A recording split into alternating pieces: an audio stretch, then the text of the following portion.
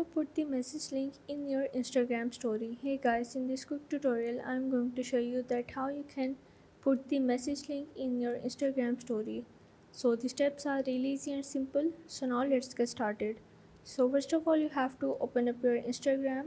Now once you are in here you have to click on this plus icon to add the story, and here you have many various options. You just have to click on the story to put a story in your Instagram.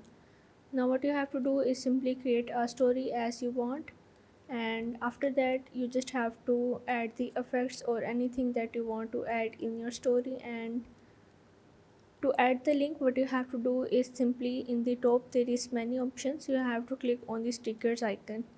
Now from here you just have to scroll down, and as you can see that here is the option of the link. You have to simply click on it, and here you have to add the URL.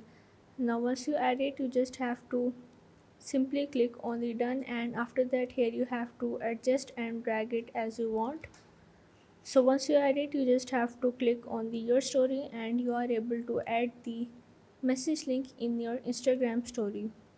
So if this video helped you out, make sure to like and subscribe the channel, and see you in the next video.